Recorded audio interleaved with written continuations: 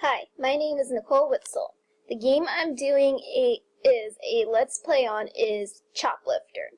The game was made by Dan Gorlin. It's a single-player shooting casual game. What I found that's interesting about this game is actually how the porting of the style of this game was done in reverse from how traditional games in the 80s were normally done. So the game was originally created on an Apple II computer, and then later the porting made it out to an arcade machine, whereas the games in the 80s went in the other order, where they were made on the arcade machine and then later on home computers. So I found that kind of interesting because not a lot of games at that time were doing it in the reverse style order, which kind of, we guess we can relate to now because we're making our games on PCs and then eventually putting them on the arcade machines. The game I'm working on is called Toxic Monster. Right now, it's styled to be a single-player action-based game. However, my group and I would like to eventually make it multiplayer. In Toxic Monsters, the objective is to kill the enemies and try to get their slime balls, which they turn into after you kill them, in the main basket in the level, which is going to be all post-apocalyptic theme, while trying to stay alive until you get a certain number of points. Toxic Monsters and Choplifter are like Joust, which is the Atari game we're basing off of, because all three involve killing random spawned enemies in order to keep your character alive throughout the game. And they also have a type of flying mount, or in our case, in Toxic Monsters, we also have a ground mount to navigate throughout the levels. So, I'm going to go ahead and start the game.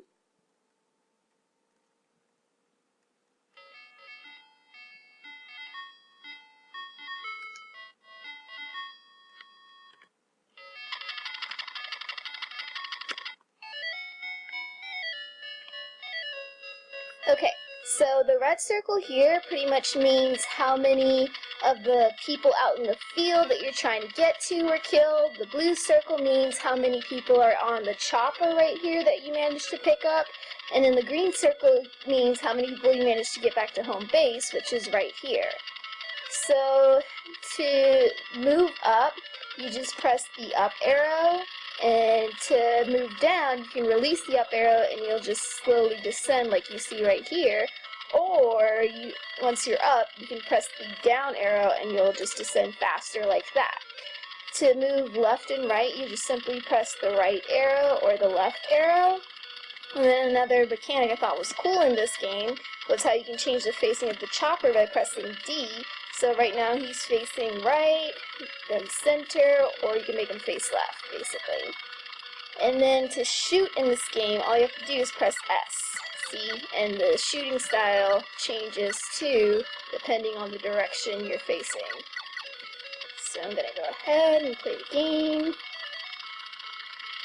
You also want to watch out for tanks and jets because those are pretty much the enemies in this game that can kill you or the hostages. So once you land down, the hostages the people will actually come running to you, and you just want to pretty much pick them up and then get them back to home base, like this.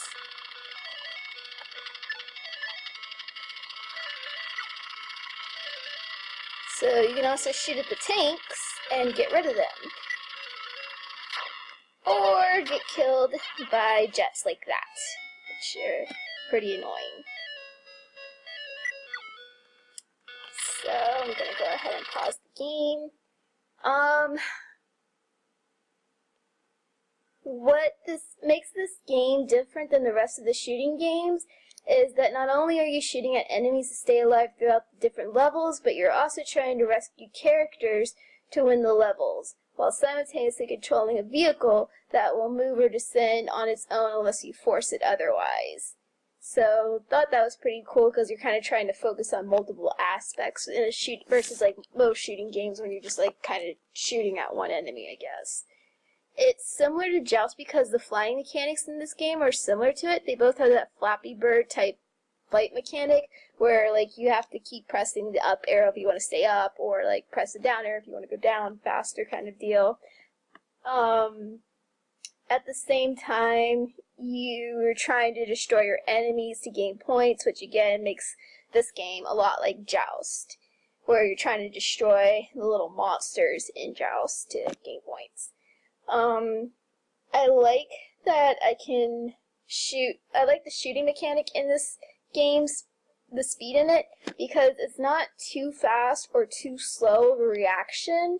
So I don't like how you have to constantly press S, though. I would like it better if you could just hold down S, but I do like how that the chopper just slowly descends after you finish holding down the up arrow.